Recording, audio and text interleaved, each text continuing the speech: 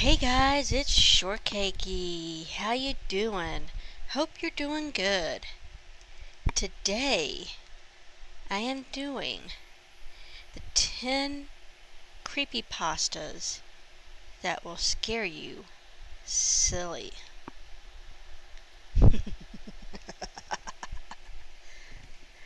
By now, most of you creepypasta fans are aware of the disturbing Squidward's Suicide Lost episode. If not, you can read all about it and then come back to the list I have here. It's an example of creepypasta, which are short stories found on the internet that are basically designed to shock and startle the reader, or in this case, the listener. It's kind of like the internet's version of sitting around a campfire and telling creepy stories.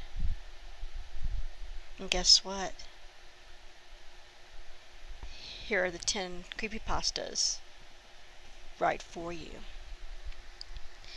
Just don't listen to this list at night.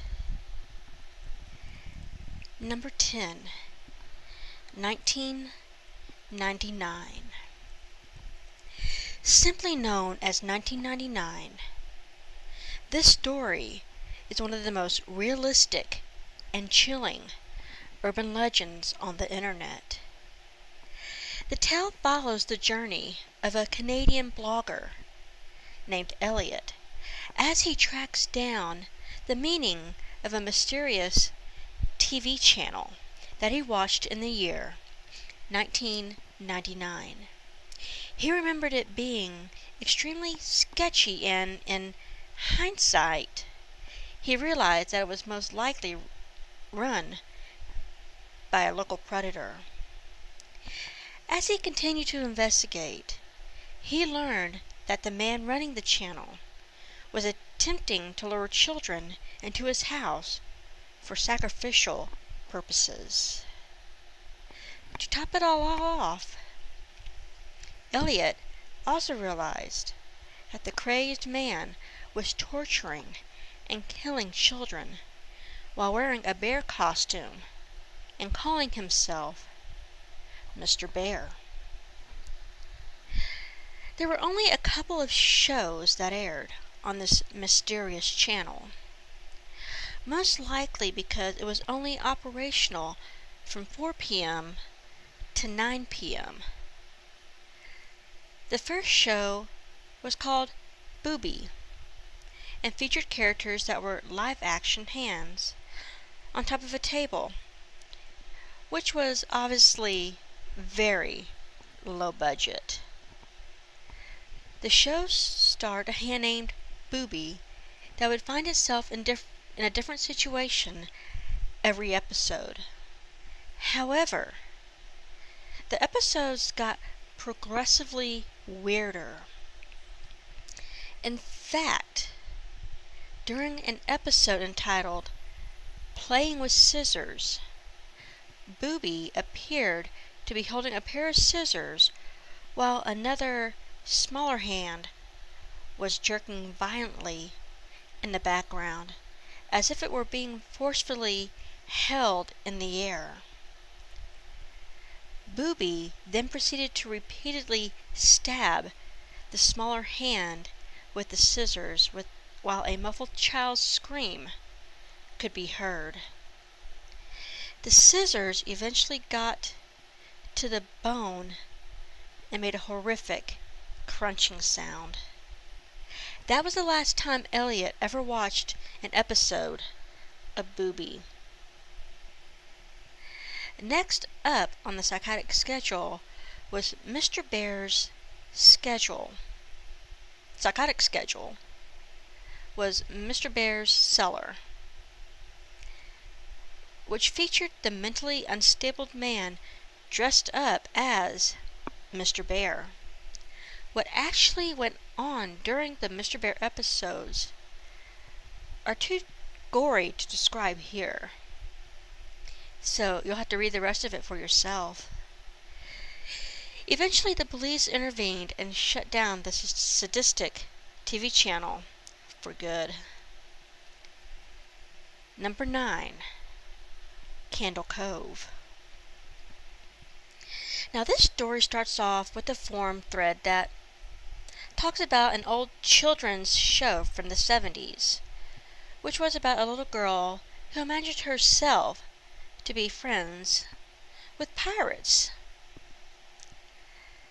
The show had some controversy because during one of the particular episodes, it showed every character screaming for the whole duration of the episode. All they did was literally stand in one place and scream, while the little girl moaned and cried like she had been going through hours of this. As memories of the show were shared back and forth between the commenters on the thread, it became clear that beneath the show's cute and low-budget appearance, there was something completely dark and disturbing. By the end of the comments section, it was implied that the show was much, much more sinister than a half-remembered childhood memory. One particular memory that really stood out was the main villain of the show, a skeletal character called the Skin Taker. Apparently, his mouth slid back and forth instead of opening and closing. A commenter even recalled that when the little girl asked him about his mouth, the Skin Taker ignored her, looked directly at the camera, and responded, "To grind your skin." As it turns out, one of the commenters got curious about the legitimacy of the show. So, he asked his mother if she remembered a 70s kids show called Candle Cove. She apparently was genuinely surprised that he remembered it, and he would ask her permission to watch it, and then proceeded to turn the television to static and watch dead air for 30 minutes. Number 8. The Rake. In 2003, in the Northeast United States, there was an incident involving a strange, human-like creature which attracted a lot of attention from local media. After the story initially broke, most online and written documents were mysteriously destroyed. Although these accounts were gone, sightings of the creature continued to become even more frequent.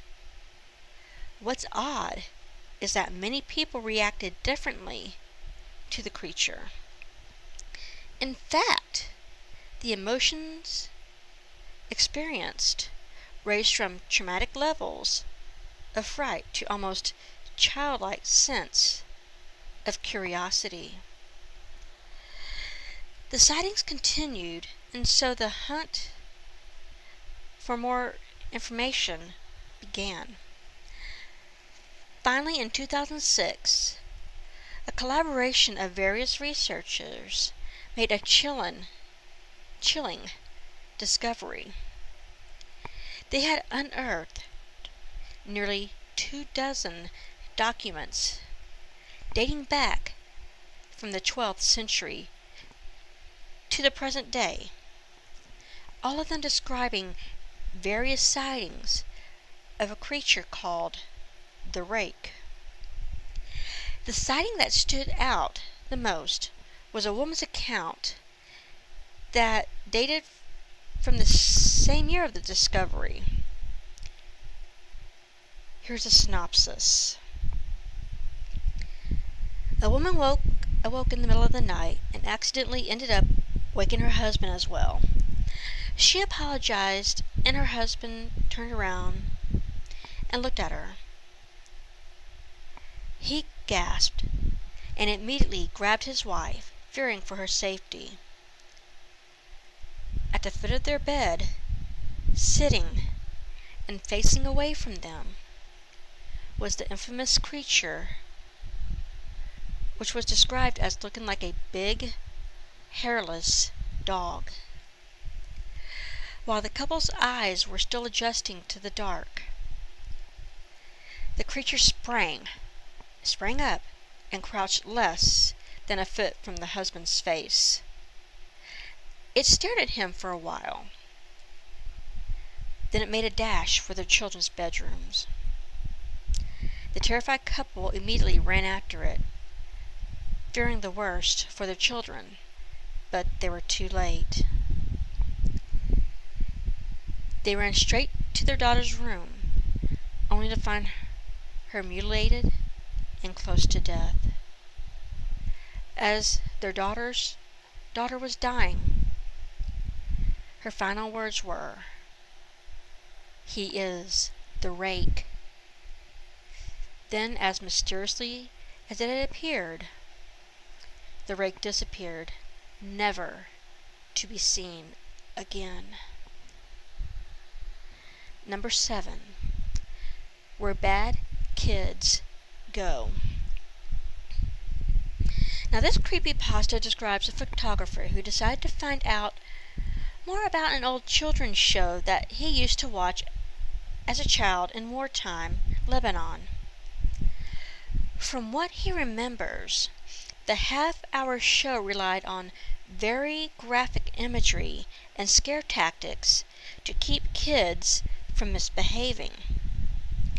He believes that the show was an attempt by the media to keep children in check, as the moral of every episode revolved around some strict ideology, such as bad kids stay up late and bad kids steal food from the fridge at night.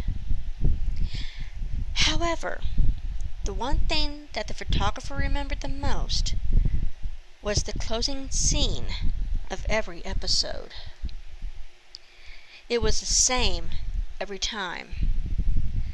The camera would zoom slowly towards an old, rusted iron door, and as it got closer, screams could be heard. The closer the camera got to the door, the louder and clearer the screams would get. When the screaming couldn't get any worse, an Arabic text reading, "That's where bad kids go," would pop up, thus signifying the end of the episode. Fast forwarding to the present, somehow the photographer managed to track down the studio where the old show was filmed. Although the place looked like it had been abandoned for a very long time, the infamous rusted door from his childhood was still there. He then discovered that beyond the door lay a small room, which was covered with traces of blood, feces, and bones.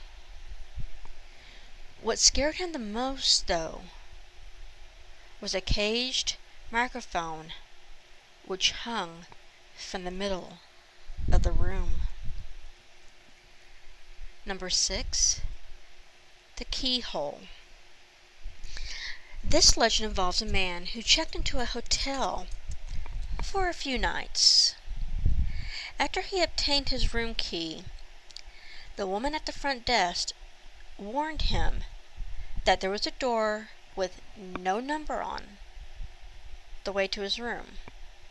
She explained that the locked room was used for storage, and she also warned him not to go into the room or even look inside. The man, although intrigued, went straight to his room without asking any more questions. But by the second night, his curiosity had gotten the better of him. He tried turning the doorknob, but found it to be locked, just as the woman had claimed. Not to be deterred so easily, the man proceeded to peep through the keyhole. Beyond the door was what looked like a normal hotel room, exactly like his own. However, in the corner stood a very pale woman with her head resting against the wall opposite to the door. Confused, the man returned to his room. On the third day, the man decided to look through the keyhole once more. This time, all he saw was the color red, nothing else. Just a constant, deep shade of red. Maybe the woman had suspected that someone was spying on her and had blocked it with something. The man decided that he would ask the woman at the front desk. She sighed and asked if the man had looked through the keyhole.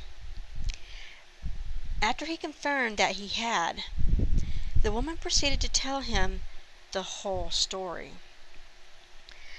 Many years ago, she said, a man had murdered his wife in that very room, and her ghost now haunts it. Her ghost is said to be very pale, except for her eyes, which are bloodshot red. Number 5, the angel statue. Now this story begins with a couple who decided that they wanted to go out for the night, so they called up their usual babysitter to take care of the kids. When the babysitter arrived, the children were already asleep, so she decided that she would pass the time by watching some TV. However, the only TV in the house that had cable was situated inside the parents' bedroom. So she decided to call them and see if it was cool with them. The parents agreed, but then the babysitter asked if she could cover up the angel statue which was situated in the room, as it made her feel nervous.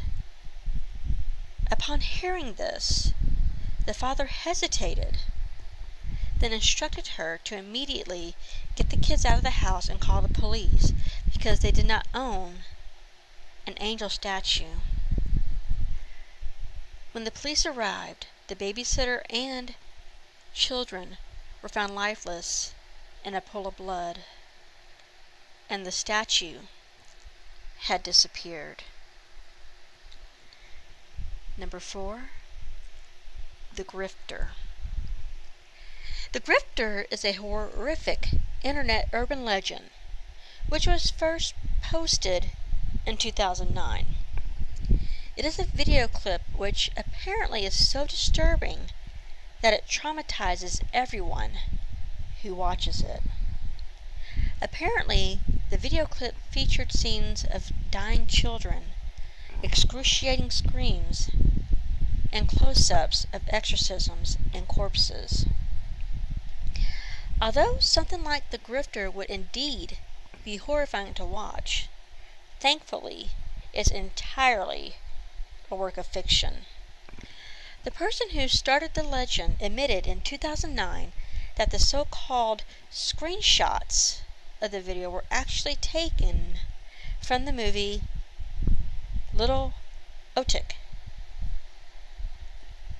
Although most people now know that it's a hoax, it is still a terrifying story to tell around a campfire. Some have even gone the extra mile as to recreated the video themselves in order to try and pass it off as the real thing. Number 3,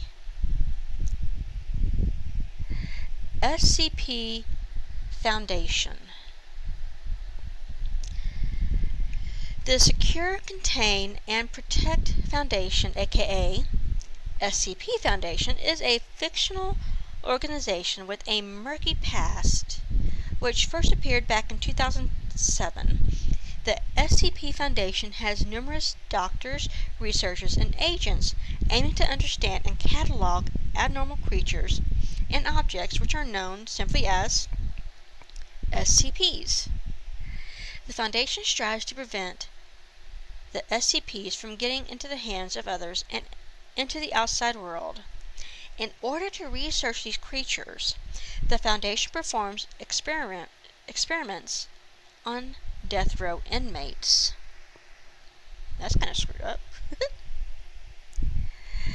The SCP-7173 was a creature that started it all.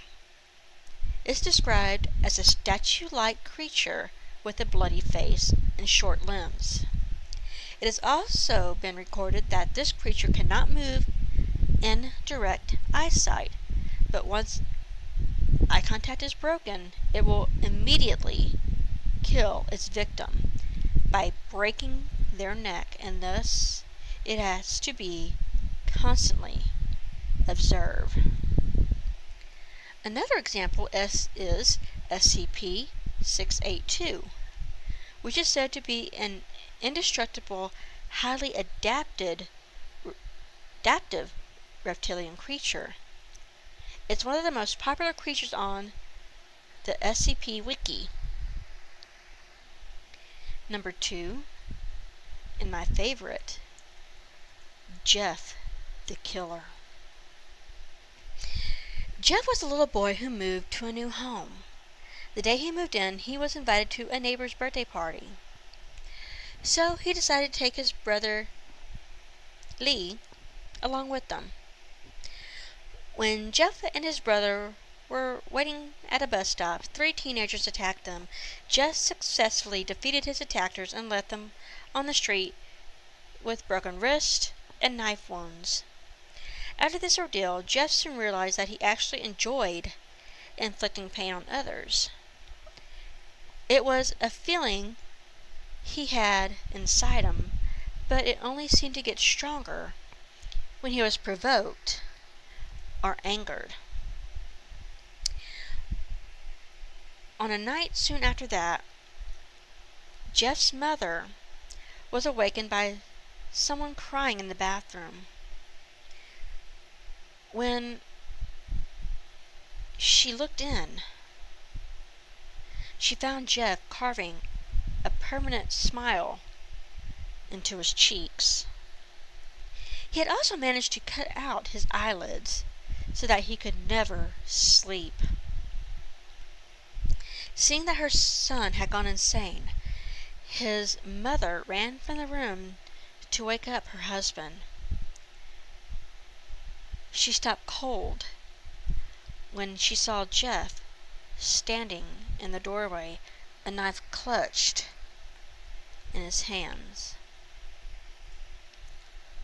"Mummy, you lied," was the last thing they ever heard. With his parents now dead, all that remained was his brother. Lee had woken up when he heard muffled sounds from his parents' bedroom. When he didn't hear anything else, he tried to go back to sleep, but couldn't shake the feeling that someone was watching him. Before he could do anything, a hand clamped down over his mouth, and he felt a warm blade plunged into his stomach. Lee tried to escape his brother's grip, but it was already too late. "Shh," Jeff said. "Just go to sleep." Jeff was never seen again. But legend has it that Jeff is still out there, waiting. Number 1, normal porn for normal people. Now, this urban legend starts off with a standard chain letter urging recipients to visit the website normalpornfornormalpeople.com because it was for the good of mankind. Naturally, having such an intriguing URL, many decided to check it out. As it turned out, it was a fairly basic website with a wall of text on the main page. The only thing that stuck out was the site's tagline: Normal Porn for Normal People, a website dedicated to the eradication of abnormal sexuality. Apart from that, there was nothing was particular of interest. Once people visited the site, most would leave after seeing that it was just a bunch of words. However, those who stuck around found out that a lot of the words in the boring text were actually download links to various distressing videos. The shocked people would then gather around on forums and share their experiences, as well as the videos themselves. One of the tamest videos was called peanut.avi, which showed a man, a woman, and a dog in the kitchen. The woman would prepare a peanut butter sandwich, which the man would then give it to the dog. This happened for about a whole half hour. The videos then quickly took a turn for the worse when the most bizarre being Jimbo.avi. Here an obese mime is seen performing for 5 minutes. It was somewhat funny, typical mime stuff, but the last 30 seconds the man is seen sobbing quietly with his mime outfit and makeup still on. Now, Stumps.avi is a 5-minute video of a man with no legs attempting to break dance in a kitchen similar to that is shown in Peanut.avi, but much dirtier. The man collapses in exhaustion and begs someone off-screen to let him rest. The off-screen person becomes enraged and yells at the man to keep dancing, which he does. As the video ends abruptly, the off-screen person can be heard screaming. The video Privacy AVI starts with a woman masturbating on a mattress while the man with no legs from Stumps AVI walks around on his hands wearing some type of goblin mask. What's unusual about this video is that the door is open while the rest is closed. This is significant because near the very end of this video, an animal can be seen quickly running through the hallway. Finally, Useless.avi is 18 minutes of pure terror. A blonde woman is tied down and her mouth is taped shut. After the 7-minute mark, a man in a suit opens the door but doesn't enter. Instead, the animal that was briefly seen in Privacy AVI enters. It is revealed to be an abused chimpanzee with its hair shaved and painted red. The man closes the door behind him, leaving the bound woman alone with the animal. The starved chimpanzee sniffs the air, notices the woman, and immediately begins to maul her alive. The assault goes on for an excruciating 7 minutes, until her eventual demise. The video ends with the chimpanzee feasting on the corpse. Well, guys, I hope you like this. Hope you have pleasant dreams. If you enjoyed this video, please leave a like and comment. Don't forget to subscribe. Love you guys. Smooches and hugs. Mwah!